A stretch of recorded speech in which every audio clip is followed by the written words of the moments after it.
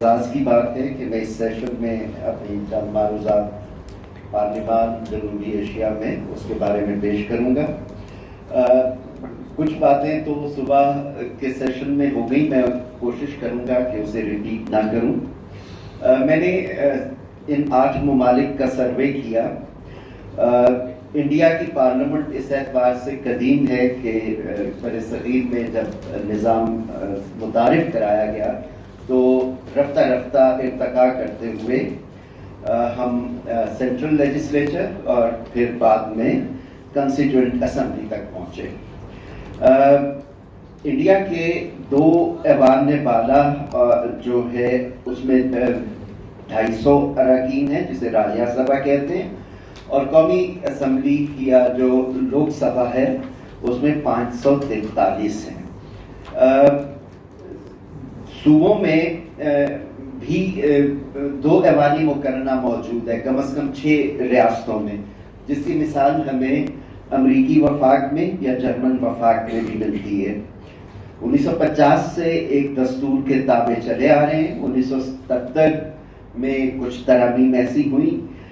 Electoral system multiple ہے، first past the post ہے، single transferable vote ہے Saint کے لیے، صدارتی نامینیشنز ہیں اور الیکٹرانک ووٹنگ مشین پہ کام کرتے ہیں۔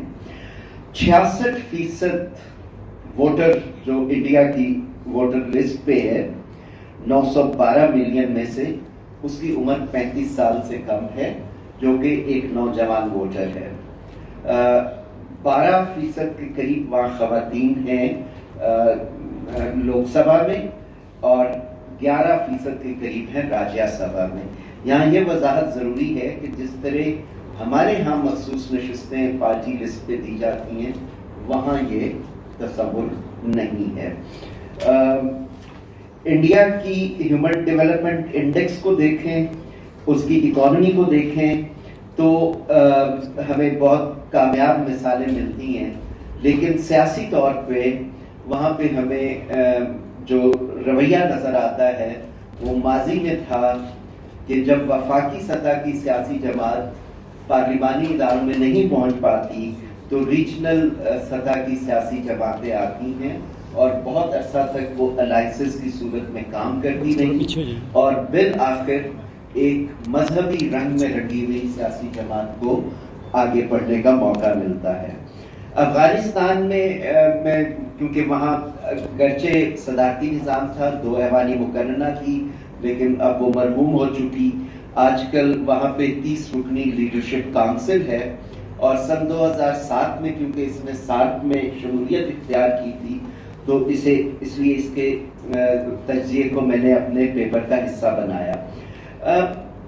آپ حیران ہوں گے کہ جب ابھی بہت بادشاہت سے جمہوریت کی طرف افغانستان آ رہا تھا تو اس وقت خواتین کو ووٹ کا حق دیا گیا، ترقی کے مواقع فراہم کیے گئے کہ گمان اللہ کے زمانے میں، اور ان کی بیگم سریا نے لکھا تھا وہاں کا دستور جو وہاں کا لٹریچر ملتا ہے، اور وہ کہتے ہیں کہ اس وقت کی کنٹمپریری ویسٹرن امیجنیشن یا خیالات سے آگے بڑھ کے تھا۔ پاکستان پارلیمانی آبادی وفاقی سطح پہ سکڑ رہی ہے، جس کا ذکر راز صاحبہ نے بھی کیا۔ سینٹ 104 سے سکڑ کے 100 پہ آ چکی، اور اگلے الیکشن میں 96، 342 میں سے سکڑ کے فاٹا مرجر کے بعد 336 اراکین رہ جائیں گے۔ ہاں، صوبائی اسمبلیوں میں خیبر پختونخوا کو کچھ حصہ ملا۔ ہماری ساری صوبائی اسمبلیاں یک ایوانی ہیں اور اس میں کوئی 750 کے قریب اراکین ہیں۔ دستور کے اعتبار سے ہمارا سفر بڑا متزلزل رہا۔ ہم نے پارلیمانی دستور بنایا، پہلا وفاق تھے، بعد میں وینزویلا کی مثال ملتی ہے کہ آپ وفاق بھی ہوں اور آپ یک ایوانی مقرنہ کے ساتھ ملک کو چلائیں۔ 62 کے آئین میں بھی جو کہ صدارتی تھا، سینٹرلائز تھا، اس میں بھی سینٹ کا وجود نہیں تھا۔ بعد میں عبوری آئین اور پھر 1973 کا آئین، اس میں بھی بہت ساری آزمائشیں۔ پاکستان میں بھی کوئی 5 قسم کا الیکشن کا سسٹم جاری ہے۔ ہماری عام کنسٹیچوئنسیز میں first past the post, senate کے لیے single transferable vote, reserve seats کے لیے پارٹی لسٹ، اور صدر کے انتخاب کے لیے ایوریج ویٹیج کی بنیاد پہ ہم صوبائی اسمبلیوں میں دیکھتے ہیں. 32% یوتھ ہے ہماری الیکٹورل رول پہ, اور یہ بڑھ جائے گی 1,00,000, کیونکہ آپ اگر مردم شماری کو دیکھیں تو جو 15 سال سے کم عمر لوگ ہیں ان کی تعداد بہت زیادہ ہے. اگر ہم علامتاً کہیں کہ آج 1,00,000 کیوسک کا نوجوانوں کا ریلا گزر رہا ہے تو پیچھے سے 5,00,000 کیوسک کا آ رہا ہے. ہمارا نظام ہماری جمہوریت کے ساتھ وہ کیا کرتے ہیں, کیسے انداز میں انگیج ہوتے ہیں, یہ ایک سوال ہوگا. خواتین کی قومی اسمبلی میں 23% اور سینٹ میں 20%, کئی خواتین براہ راست آئیں. پاکستان کا پارلیمانی تجربہ کیونکہ بہت متزلزل رہا تو 18ویں ترمیم نے کچھ بات باندھنے کی کوشش کی. پاکستان کی پارلیمنٹ ایک منفرد پارلیمنٹ ہے جس نے جو ایگزیکٹو پاورز کو اور بہت ساری پاورز کو انسٹیٹیوشنلائز کر دیا ہے پارلیمنٹ کے اندر. مثلاً ریفرینڈم کا سوال پارلیمنٹ میں لکھا جائے گا, مثلاً الیکشن کمیشن کے ممبران اور چیف کا تقرر پارلیمانی کمیٹی کے ذریعے ہوگا, نگران حکومت کا قیام پارلیمان کے ذریعے ہوگا. کتنا مؤثر ہے کتنا نہیں ہے یہ وقت بتائے گا, لیکن ایک نیا فینس بنایا گیا کہ پارلیمنٹ کو کم از کم ہائپر ایگزیکٹو اسٹیٹ میں موجود ضرور رہنا چاہیے. بنگلہ دیش کی مثال یکوانی کو کرنا ہے. کانسٹیٹیوشن 72 میں بنایا, اسی کے ساتھ چل رہے ہیں, لیکن وہ کئی بار معطل ہوا. بنگلہ دیش ماڈل کا بڑا چرچا ہوتا ہے کہ ٹیکنوکریسی کی بنیاد پہ مملکت کو چلایا جائے, first past the post system ہے.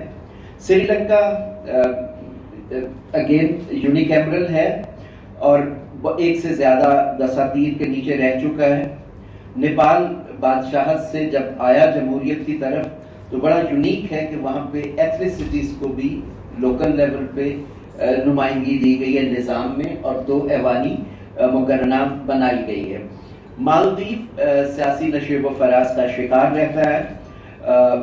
بھوٹان موروثی بادشاہت سے آئینی بادشاہت کی طرف آ رہا ہے. میں اگر اس سارے ممالک کا تجزیہ کرتے ہوئے یہ کہوں کہ جنوبی ایشیا میں ریاست بنیادی طور پہ ایک ایگزیکٹو لینس سے دیکھی جانے والی ریاست ہے, اور اس کو قانونی چھتری یا آئینی چھتری فراہم کرنے کے لیے پارلیمانی ادارے کام کرتے ہیں. لیکن ہمارے نو آبادیاتی تجربے کی دین 2 انسٹرومنٹس ہیں جنہیں ہم آرڈیننسز اور سپلیمنٹری گرانٹس کہتے ہیں.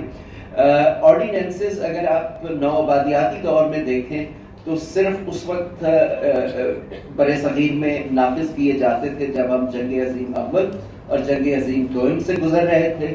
لیکن آج اگر آپ کے پارلیمان میں حمایت حاصل نہیں ہے تو اسے ایگزیکٹو نے قانون سازی کا ایک ٹھیک ٹھاک قابل عمل رستہ بنا دیا ہے.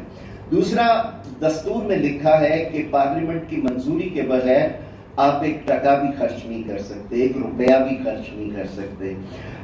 یہ لکھا ہوا امریکہ کے دستور روایت میں بھی ہے, لیکن وہاں اگر کانگریس اور ہاؤس بجٹ پاس نہیں کرتا تو حکومت کا شٹر ڈاؤن ہو جاتا ہے. لیکن ہماری ایگزیکٹو نے کلونیل ایرا سے ایک انسٹرومنٹ اپنے پاس رکھا ہوا ہے جسے سپلیمنٹری گرانٹ کہتے ہیں, اور جس کے بعد اس کی انڈورسمنٹ پہ کبھی بحث ہی نہیں ہوتی. یہ صرف 2 ممالک اب بنگلہ دیش اور پاکستان میں رہ گیا ہے. انڈیا نے اس میں ترمیم کر لی کہ کوئی حکومت یا کی منسٹری 3 مہینے سے زیادہ سپلیمنٹری گرانٹ کی ونڈو کو اویل کر کے پورے سال کے بجٹ کو تہو بالا نہیں کر سکتی. تو لہٰذا اگر یہ 2 انسٹرومنٹ ختم ہو جائیں تو بر صغیر میں اور جنوبی ایشیا میں ان تمام ممالک میں پارلیمانی اداروں کی وقت بڑھ سکتی ہے, کیونکہ پالیسی کے ساتھ ساتھ جو لیجسلیشن کی صورت میں آتی ہے, قانون سازی کی صورت میں آتی ہے, پرس کو جو کنٹرول کرتا ہے, جو وسائل کی تقسیم میں آگے بڑھتا ہے, اختیار رکھتا ہے, اس کا زیادہ ہوتا ہے. جنوبی ایشیا کے کسی ملک میں سیاسی تنازع یا پارلیمانی تنازع کو نپٹانے کے لیے کانسٹیٹیوشنل کورٹ نہیں ہے. مطالبہ رہا ہے کئی ممالک میں، اور جو روایتی عدالتی نظام ہے جس طرح ہمارے ہاں سپریم کورٹ ہے یا انڈیا میں بیسک اسٹرکچر کی ڈاکٹرائن کے بعد سپریم کورٹ کو دیکھا جاتا ہے کہ وہ انویریبلی اکثر اوقات ایگزیکٹو کو بیل آؤٹ کرتی ہے. اور میں دہرانا نہیں چاہتا، جغرافیائی طور پہ جڑے ہوئے ہیں، خاردار تاروں سے بٹے ہوئے ہیں. پارلیمانی ڈپلومیسی، حالانکہ جنوبی ایشیا میں ساتھ کے زمانے سے یہ ہوا تھا کہ آپ کے اراکین پارلیمنٹ بغیر ویزے کے ایک دوسرے کے ممالک میں جا سکتے ہیں. کچھ کاوشیں بھی ہوئیں سیفما نے کی، ساتھ کانفرنس کے ساتھ جو پیپلز کانفرنسز ہوتی تھی اس میں بھی رہا. لیکن اب میرا خیال ہے سب کو، کسی کو اگر ساؤتھ ایشیا سب سے مشکل ہے ریجن جس میں آپ سفر کر سکیں. سب پارلیمنٹس کا ٹی وی ہے، راجیہ سبھا کا بھی ہے، لوک سبھا کا بھی ہے. پی ٹی وی پارلیمنٹ بنانے میں ہم نے بھی کچھ حصہ ڈالا تھا، بنگلہ دیش پارلیمنٹ کا بھی ہے. لیکن عوامی سطح پہ پارلیمنٹ کی جو پذیرائی ہے وہ ہمیں جنوبی ایشیائی ممالک میں نہیں ملتی. ہندوستان کے سابق وزیر اعظم نرسمہا راؤ نے ایک بار ساؤتھ ایشین پارلیمنٹ کی تجویز بھی سامنے رکھی تھی. ساؤتھ ایشین پارلیمنٹ بنے نہ بن پائے، یہ زیادہ چیزیں ہم کر پائیں نہ کر پائیں، لیکن میں آپ کو ایک بڑی مزے کی بات بتاؤں کہ آج بھی ان 8 ممالک میں جب کوئی پارلیمانی امور کے حوالے سے نکتہ پھنستا ہے تو یا میز، ایرکسن میز، ایک برطانیہ کی پارلیمنٹ کے کلارک تھے، ان کی کتاب ہے پارلیمنٹری پروسیجرز میں، اس سے رہنمائی دی جاتی ہے، یا پھر جنوبی ایشیا کی پارلیمانی دانش سے ابھرنے والی ایم این کال کی کتاب، اور اس کا حوالہ دے کے تمام ہاؤسز میں اسپیکرز رولنگ دیتے ہیں. ایک اعتبار سے ہیریٹیج موجود ہے، لیکن اس ہیریٹیج کو ہوپ میں بدلنا ایک چیلنج ہے، اور وہ یقیناً جنوبی ایشیا کے لوگ اگر اپنے پارلیمانی اداروں کے ساتھ انگیج ہوں، ان پہ تحقیق ہو. آئی مسٹ اپریشیٹ، یہ میرے پیپر کا حصہ نہیں ہے کہ